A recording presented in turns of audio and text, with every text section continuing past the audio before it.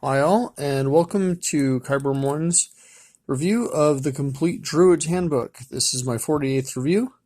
The themes here are Druids of many environments. So the basic Druid is known as the Forest Druid, but you also have several different types of Druid variants based on their environment and their quirks and traits and all that. So this follows up the complete priest handbook because it kind of reminds me of it. And this is just a very interesting and fascinating read. The complete series has its shares of hit and misses for me. I wasn't too thrilled with the Rangers book, but the complete priest and the complete druid, they're done so well, you might pick up the complete Rangers book. Understanding that it's of the same quality, and it's just not. Like, this has more to do with who the characters are, and it gives you a real contemplation on the alignment of a druid and the many ways to express that alignment. It's done really well. So my big complaint, though, is that right here you have an agriculture section. And basically, this is how a druid in a forest or similar environment may acquire financial incentive. But if you're an Arctic druid, how do you use that? If you are a desert druid, how do you utilize that? I mean, there's just got to be more options, I feel, for those types of characters in environments without the necessary plants and herbs. And that's just my only complaint really about this, is that it brings up all these other druid types, and then you have the druid kits and, natural philosopher.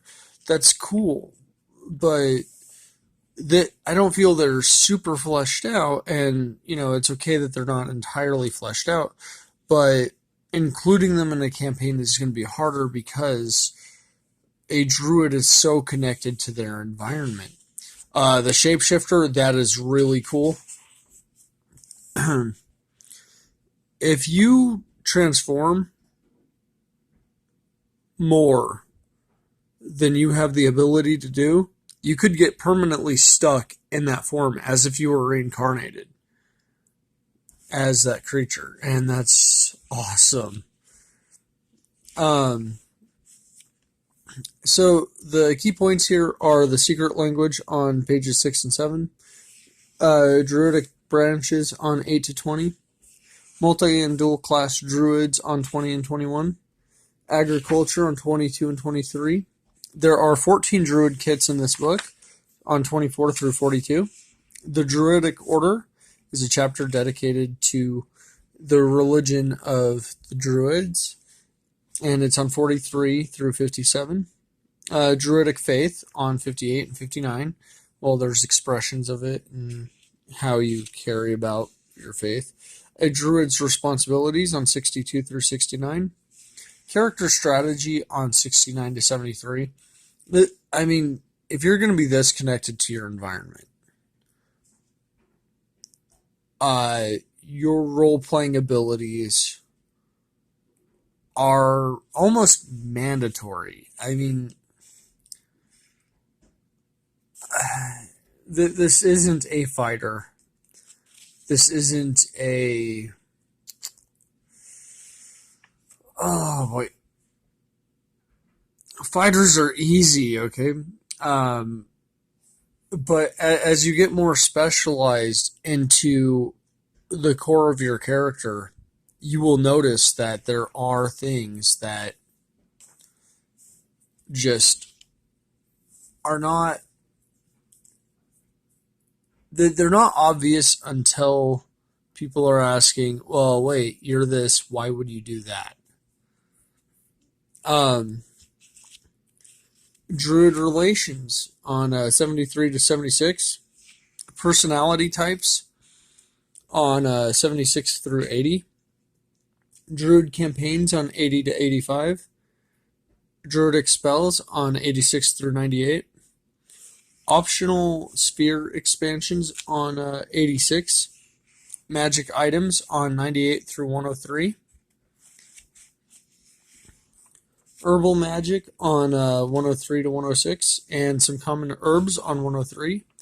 And then capstones with a Sacred Groves chapter on 107 through 118.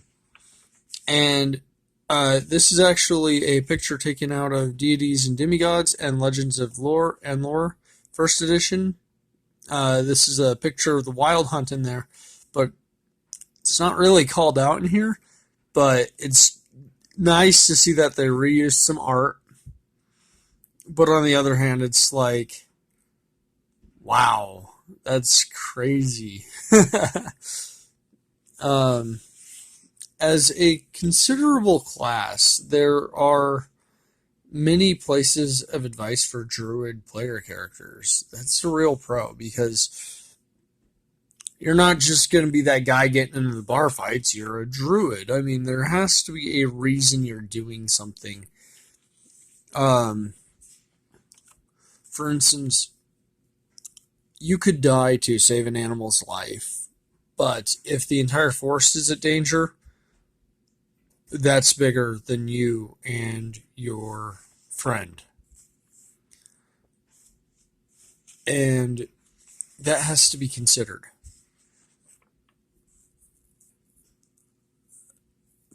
Being neutral is really balancing the universe for the Druid. And you really see that when you read through here. This is highly recommended if you're going to have a Druid character even present in your campaign world.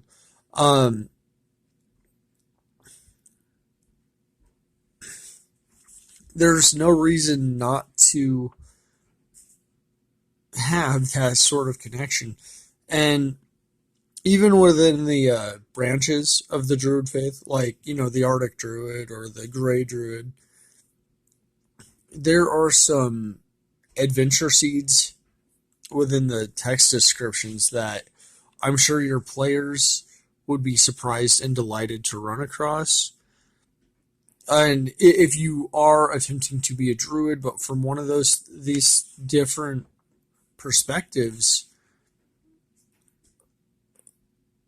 if you can prove to your GM that, hey, look, this is something more tangible than just a player option. This is a part of the world, and if it's a part of the world that they constructed around, and you might be able to convince them that your version of the Druid is the dominant one, not just the Forest Druid. And that is absolutely cool. Once again, highly recommended. And it's with a great amount of love that I say that. This is from 1994. And as you see, Wizards of the Coast was a part of it back then. So that's really crazy, because they held the license for a while before releasing 3rd edition. And they had some great people working on this. All right. Highly recommended. Kyber Mount.